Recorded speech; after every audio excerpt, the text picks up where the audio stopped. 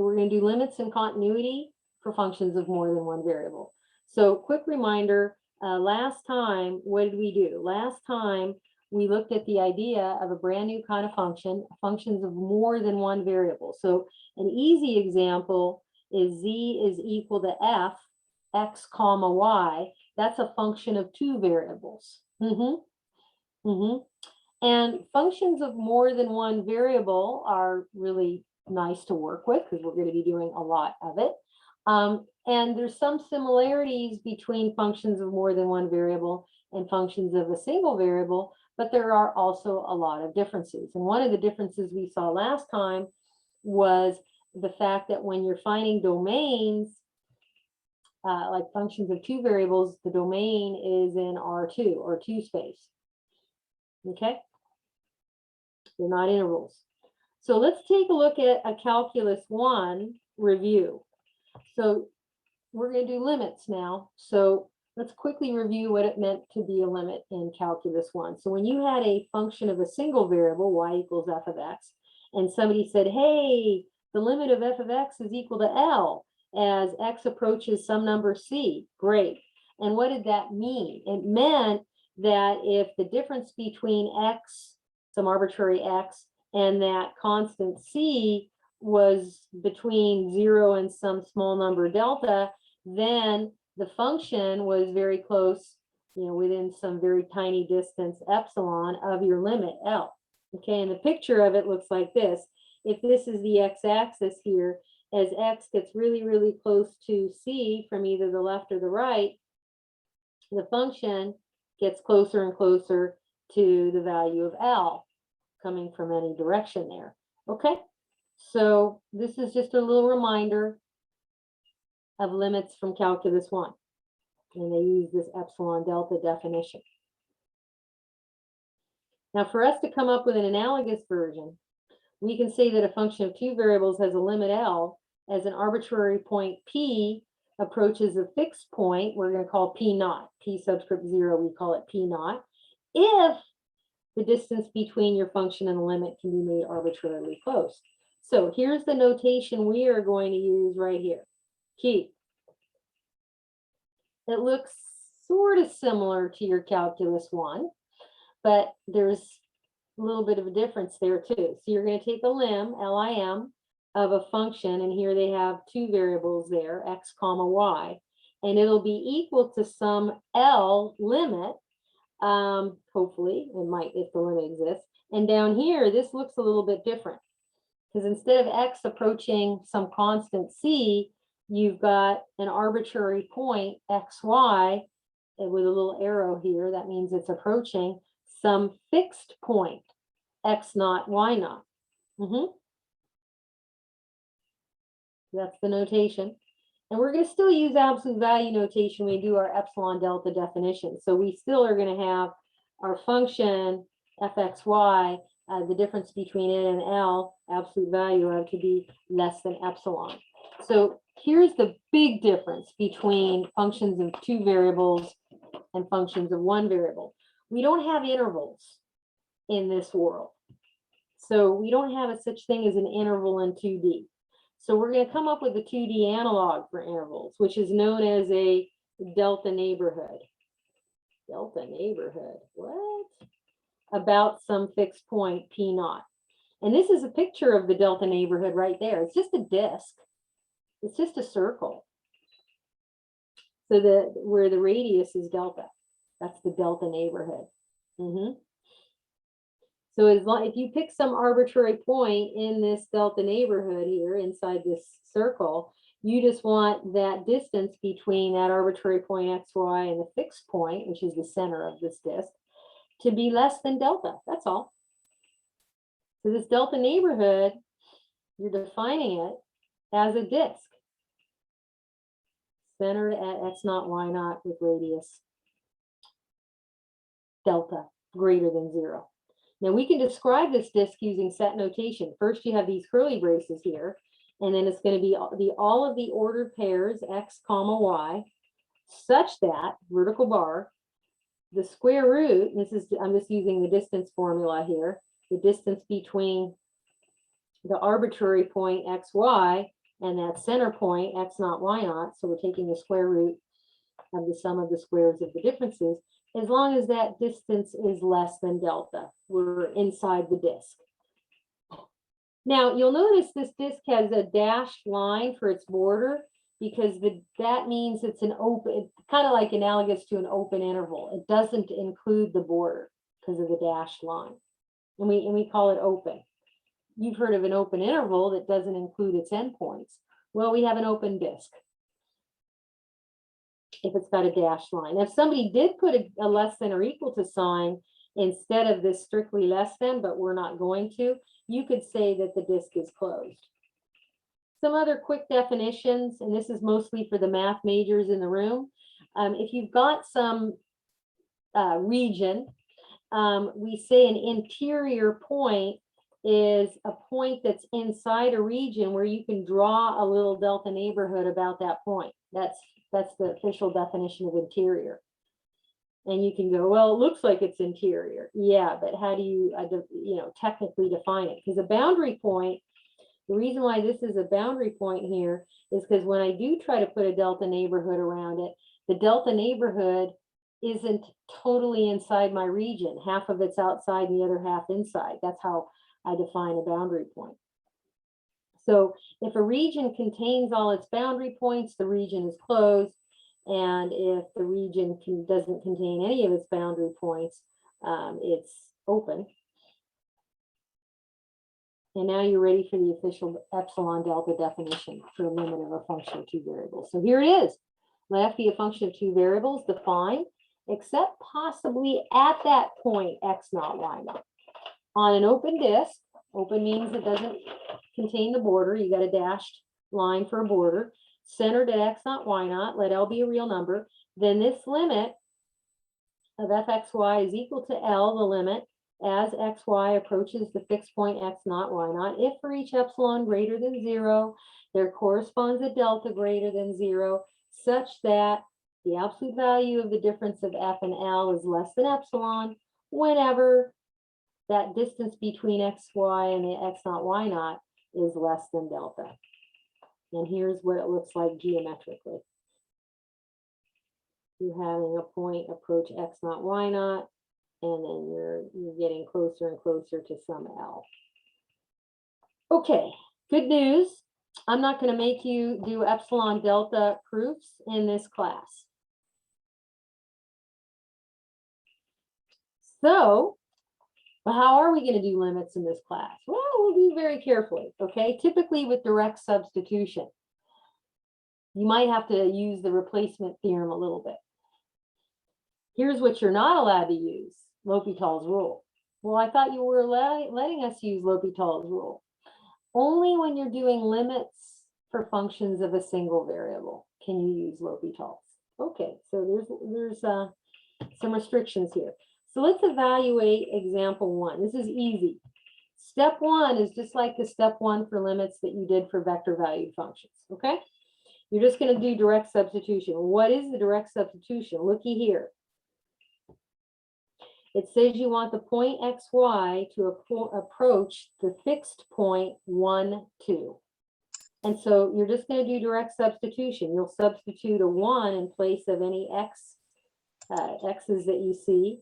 And you'll substitute a 2 in place of the y's and see what happens. This reduces. Final answer, 2. It works. Will it always be that easy? Not necessarily. Let's take a look at this limit. If I have the xy approaching the point 0, 0, and I do all the substitutions, direct substitution of 0 for x, 0 for y, I get 0 over 0. Now, if this were a function of one variable, you would go ahead and use L'Hopital's. But since we're doing functions of more than one variable, you don't get to use L'Hopital's. Okay, if I catch you using it and you get a right answer by luck, I won't give you the points. Now, what else? What can you do when you get this? Normally, you're gonna do some fun and play with algebra, but this like reduce to lowest terms and then try direct substitution again is one example. But here, this quotient is already reduced to lowest term, so there's like nothing else we can do here. So I'm going to do a proof just so you can see a math proof in action. Okay, this is kind of cool. So I hope that you can follow what I'm going to do. All right, I need you to accept a couple of facts. And they're not hard, they're just algebra facts. So hopefully you'll buy these. Number one, would you agree that when you take the square root of, say, y squared, that is the same as the absolute value of y? Yeah. Yeah, sounds. And then further, that will be less than or equal to the square root of x squared plus y squared. So why is that true? Look at this side. Would you agree that the square root of y squared would be something less than or equal to the square root of, the y squared plus something extra? That's positive. So yeah, that should be true. And then finally, the fact number two, this quotient where you have x squared divided by x squared plus something positive is going to be less than or equal to 1. Do you buy that?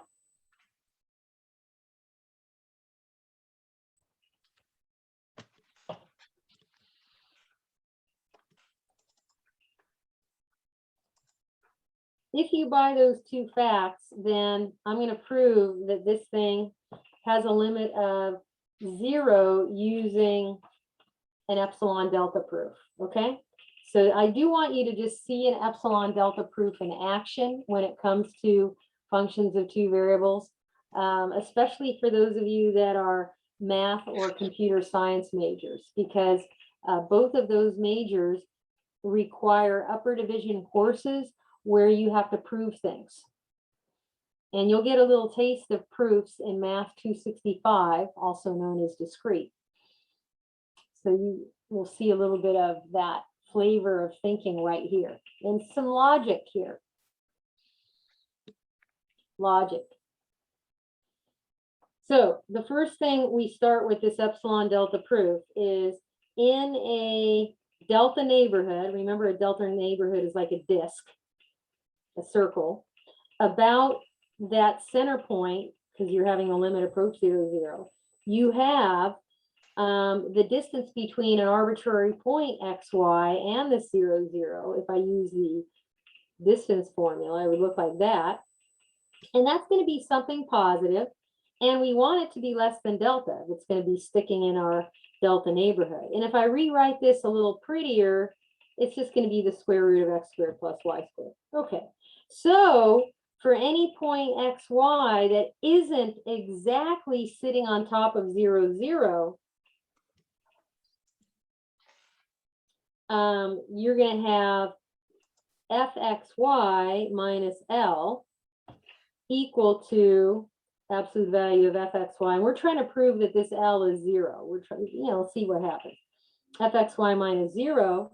And that is going to equal what? Well, what is fxy? Heck, I got to look back. I forgot. Oh, it's that whole big ugly quotient. Okay, let me replace fxy with what he is. So this becomes absolute value of 5x squared y all over x squared plus y squared. Okay. Then what? Now I'm going to do some fun and play here. This is equal to 5. I can pull the 5 out of the absolute value because absolute value 5 is 5. And then this y, what I'm going to do is I'm going to pull him out of the absolute value like that, and then keep his absolute value around him.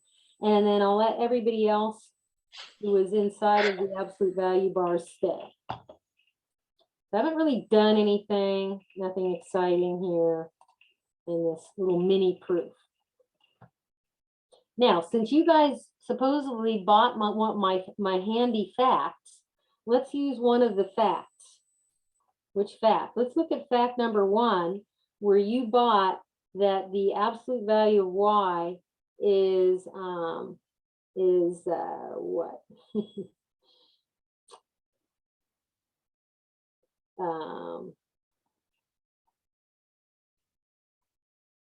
is less than or equal to x squared plus y squared, right? But what else did you buy? Didn't you also buy that this thing is less than or equal to something also?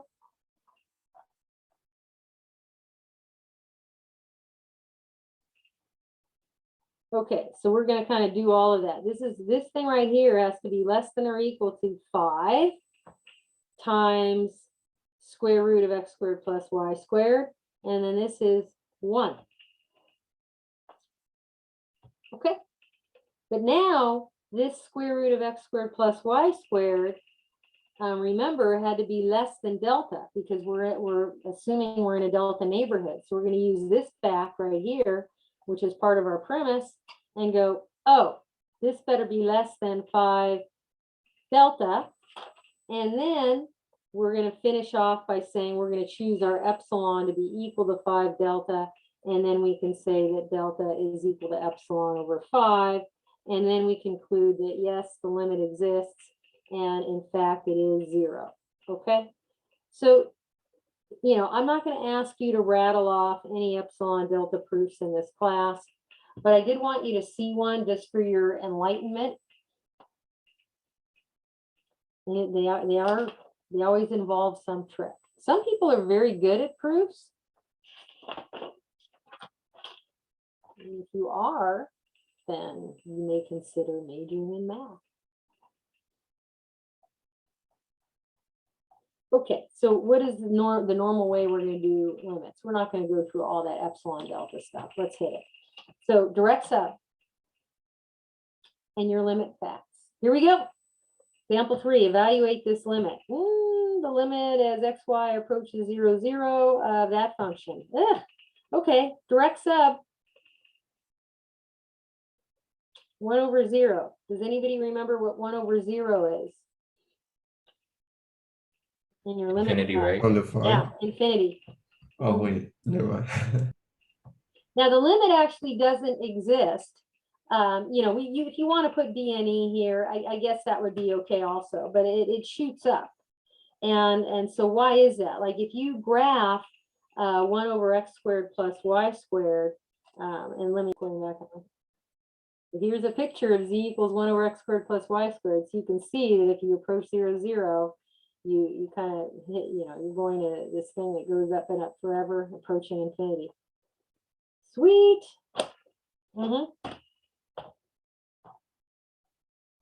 Love that. This is a fun module, isn't it? Get to see all these really cool graphs. Okay, let's do the next example. What if this limit exists or not? I don't know. We want the xy to approach 0, 0 again. Is that always the case? No. Not always, but these are 0, 0. So, okay, well, let's put that in there. So e to the negative 1 all over 0 squared plus 0 squared. What did we just say that 1 over 0 was again? Remember infinity? But then you have a negative there. So now what's e to the negative infinity? Check your limit facts. What is it?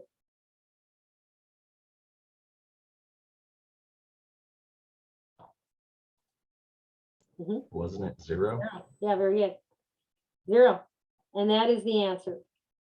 So it's good to know that 1 over x squared plus y squared is infinity, because then it helps you do other problems. Because here you had to know that because you really had e to the negative infinity to get 0.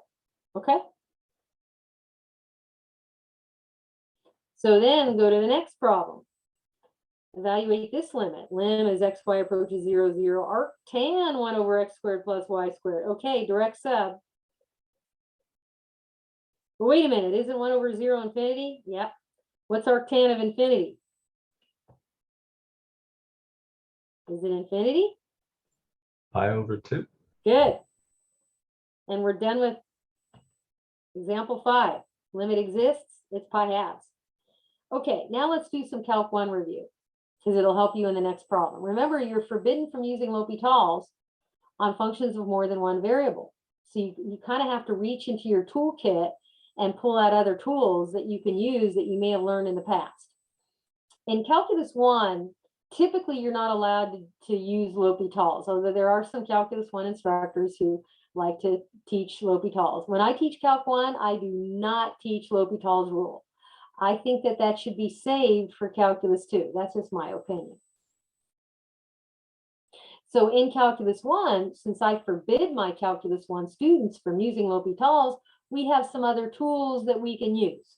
And those tools are going to be resurrected now to help us here in Calc 3, because you can't use L'Hopital's. So what are one of the tools that you got from your Calc 1 days? Well, what is the limit of sine theta over theta as theta approaches 0? Now, if you didn't use L'Hopital's, well, first you would use direct sub, and then you get 0 over 0. And then if you did use L'Hopital's on this, because that is allowed, you would get the limit as theta approaches 0 of what? Cos theta over 1. And then what is cosine of 0?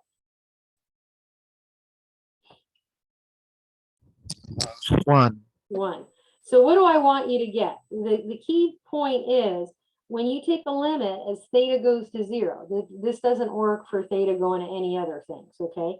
And the quotient that you're taking a limit of is sine theta over theta. You're guaranteed for it to be equal to 1. That's a promise, okay? Now, because 1, the reciprocal of 1 is just 1, if I do this limit all over again, but I do theta over sine theta, it's still going to be a 1 because the reciprocal of 1 is still 1. Do you buy that both of these are true? Please say yes. Yes. Yes. Fantastic. Now we can move on. Take a look at example 6. We're taking a limb as the point xy approaches the point 0, 0 of this weird function of two variables. Now, if you just use direct substitution, you would get 0 over 0, but you're not allowed to use L'Hopital's. But you can think of the x plus y as being the theta, essentially. And since x and y are both approaching 0, x plus y is approaching 0. So you're guaranteed that the theta essentially is going to approach 0. And so this limit, your guarantee is a 1. And I'd like you to cite this theorem. So you can say by the theorem so that anybody reading your paper knows that you didn't just make this up, that you are citing this wonderful theorem that lets you say that. And we're using the reverse where theta over sine theta is equal to 1. Okay? And there we're done with that example 6. Easy peasy. Now let's do one that's the one time you can use L'Hopital's. I'm going to show you when you can. Okay? So what of it? You may not use L'Hopital's when encountering indeterminate forms for limits of functions of several variables. Okay? Not in my class, you're not. This is because L'Hopital's is valid for functions of single variable. Now, if you can write your function of two variables as a product, now this isn't always the case, but if you can kind of get the x's over in one factor and the y's all over in its own factor and rewrite your function where it looks like junk with x's times junk with y's, then you can use this handy fact from, this is actually like a calculus 1 fact. If you take the limit as, you know, x, y approaches, doesn't matter, a, b, of f of x times g of y, you can split this into two separate limits. You can take the limit of f of x times the limit of g of y, okay, where x approaches the a and y approaches the b. And then multiply those two separate factors results together to get your overall result. And that's a lovely thing. And it turns out you can use it in example 7. It's one of the times you can. And I took this from a MyLab Math. This looks like a MyLab Math problem. You'll see. And this is the thinking behind it. So first, if you just didn't even, like just looking at that function, it's like, let's just use direct sub where we're approaching the point 2, 0. So 1 minus cos of 0 all over 5 times 2 times 0 squared. Excuse me, I get 1 minus 1 all over 0, which is 0 over 0. Oh, crap. Not allowed to use L'Hopital's. What the heck? What the heck? Well, I claim that this function can be written as a product of some function with x and another function with y. Really? Yeah. Let's just do it. It's just algebra. Let's get use my algebra knowledge here. So what am I saying? So let's just do that. What is 1 minus cos y 5xy squared? How could I rewrite it as something with x's times something with y's? Well, what I could do is I could write one of the factors is 1 minus cos y over y squared, and then the other factor would be 1 over 5x. So you see that this is like a g of y, and right here is an f of x. We're good to go now. Really? Yeah. Because now, if I'm going to take the limit as xy approaches to 0, and I'll still keep the limit over here, like that. This is really, I only care what y is doing, so I'll just have y approach 0. Is that right? Yeah.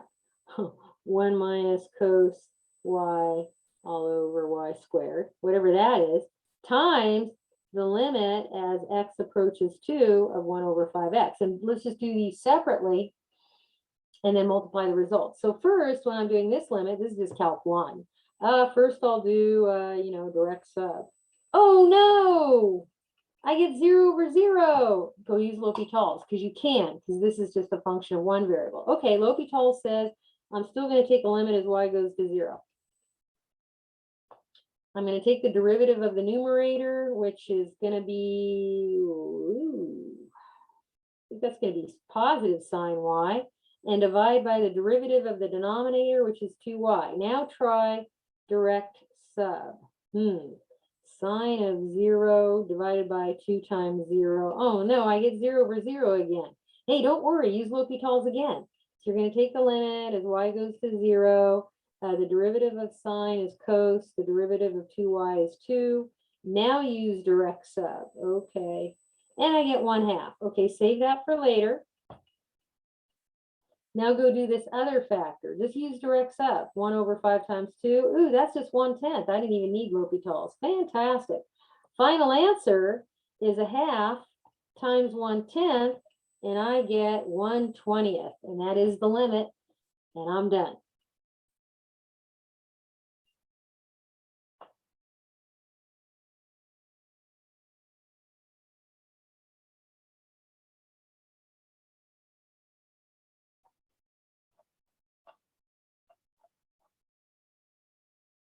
Okay, in Calc 1, a lot of the problems, if you weren't allowed to use L'Hopital's, involve something like, I think it's called the replacement theorem. So if you got like 0 over 0 or something like that, you were able to factor and reduce and replace the original function with it's somewhat equivalent. The domains may not match exactly, and then use direct substitution on that replacement function, and then, hey, I get something. And it's similar is going to happen here. So check out letter A here. If you use direct substitution, you're having xy approach 4, 4. So you're substituting 4s. Oh no, I get 0 over 0. Okay, and this isn't the kind of function that you can write the x's separate from the y's. You can't do it with this one. But here's what is true. I can factor and reduce this quotient because I know how to do some factoring. What kind of factoring? Do you guys remember how to factor a difference of squares?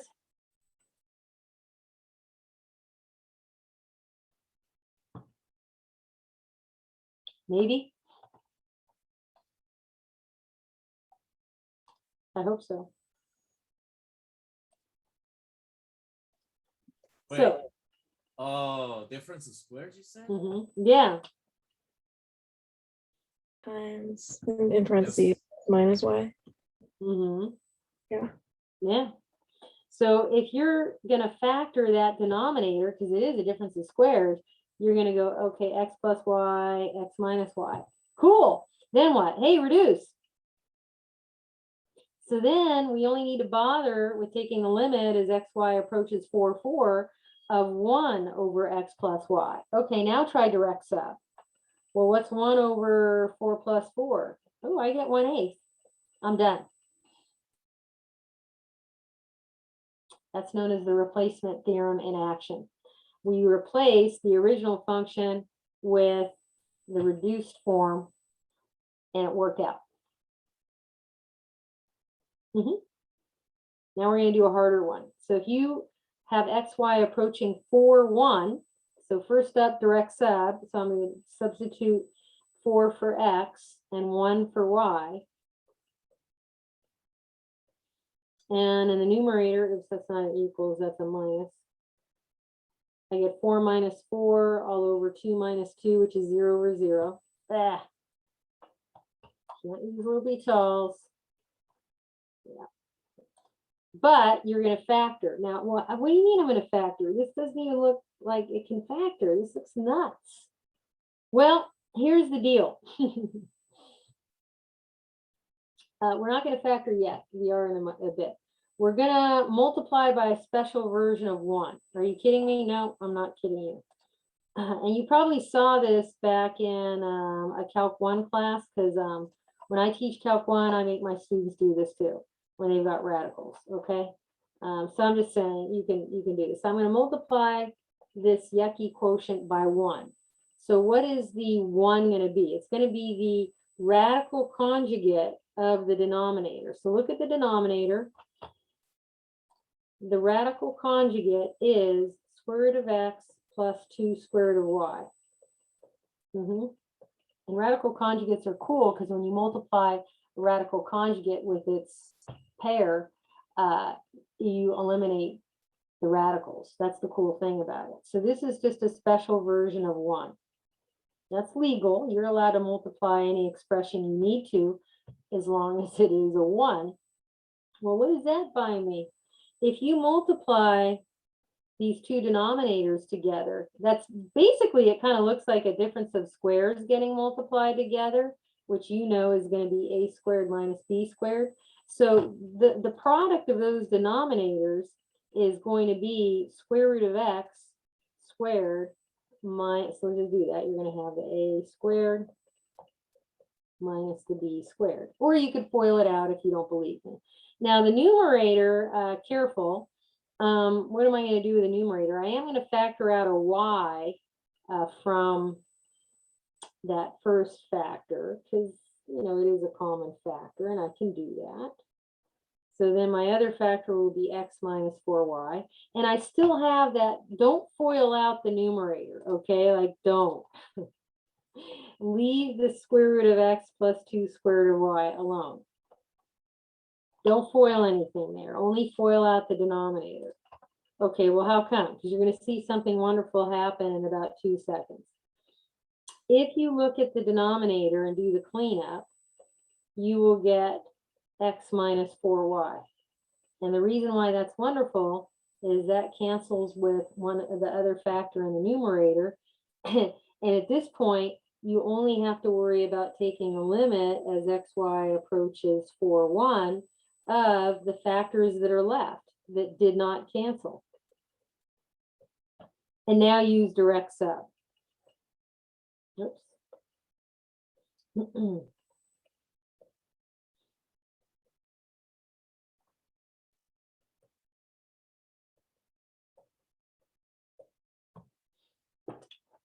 And we're done.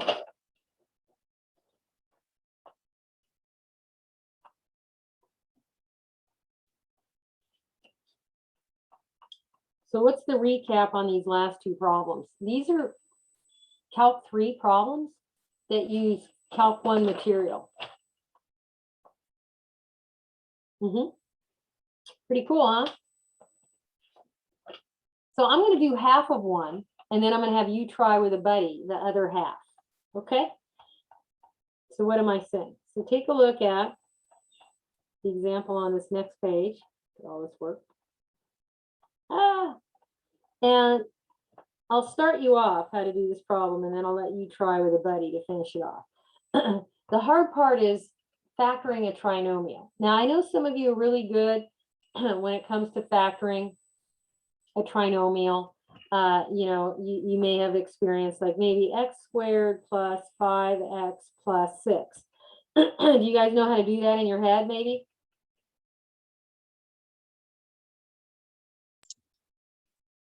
X plus 2 times X plus 3. Good. Okay, so you can do those in your head, fine. But what if you have a leading coefficient that's not a 1? It's a little bit trickier to do in your head. I would not advise it. I know some of you go, I can do it in my head. And not pretty.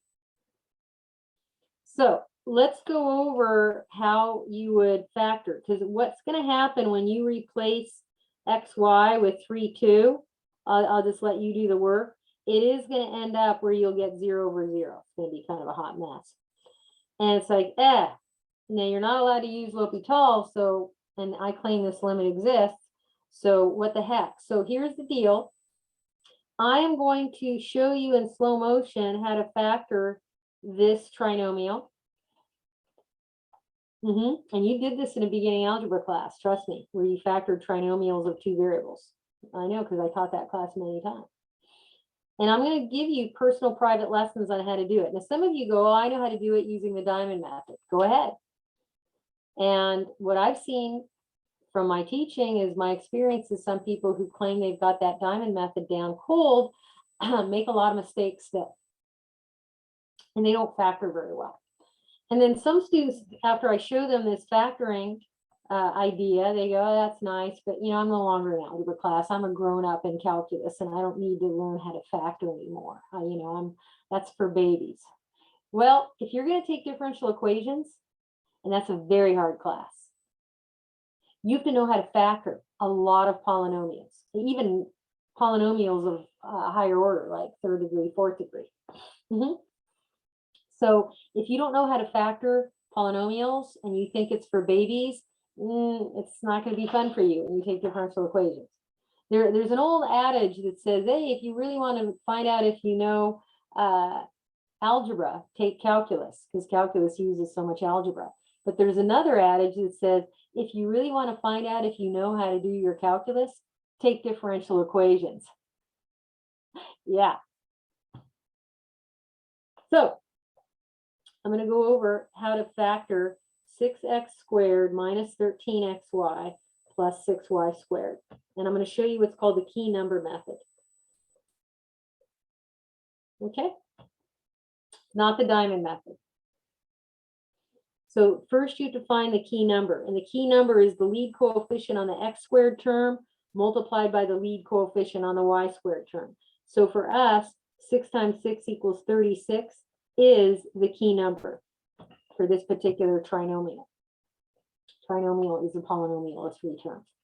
So then what? Well, then you make a cute little chart that's helpful, and you put in the first column what you are trying to factor, and then over here you take the sum. Now, if you're going to factor positive 36 in all the different ways that you know how, the problem is going to be when you take the sum of all of these factorizations, you're only going to get positive answers. And so these are not going to be candidates that will help you factor this trinomial. Why not? Because we want the sum to be equal to b. Who's b? The middle coefficient. So for us, we want it to be equal to negative 13.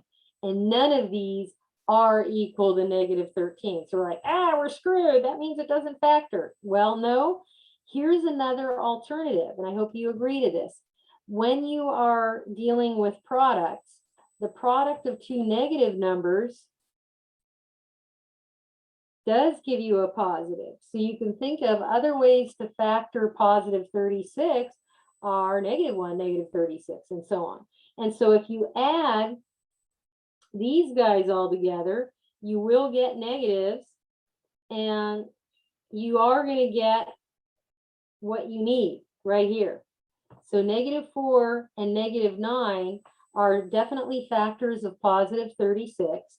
And when you add the -4 with the -9, you get the middle coefficient. And I call this the bingo. That's not a technical term, but when I teach algebra, I go, hey, you got your bingo. That means this thing factors. So now the next step is use your bingo numbers to split your middle term into two pieces. So would you agree that negative 13xy is the same as negative 9xy plus negative 4xy? True?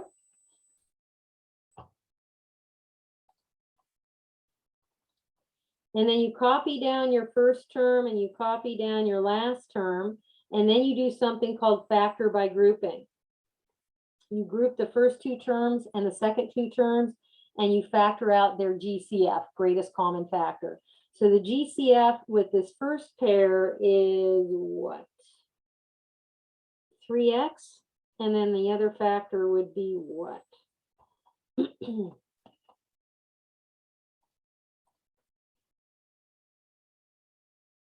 2x minus 3y plus, now look at the other pair. What is the GCF for those two guys? 2y, but you want to pull out, instead of 2y, if I were you, I would pull out negative 2y. That's the smarter way to go. Well, how come? You'll see. Because if you take out the negative 2y instead, this factor here will be 2x minus 3y. And now you're almost done factoring this numerator, because 2x minus 3y is a common factor to both these terms. You can pull that out and finish up the factorization. And so voila, I have factored the numerator. Now, I'm going to put you in rooms now. You're going to, with a buddy, try to factor the denominator, and I'll give you a hint. It's going to factor in such a way that this quotient is going to reduce to lowest terms. Then you can use direct sub on that replacement function and get an actual limit. Pretty cool, huh?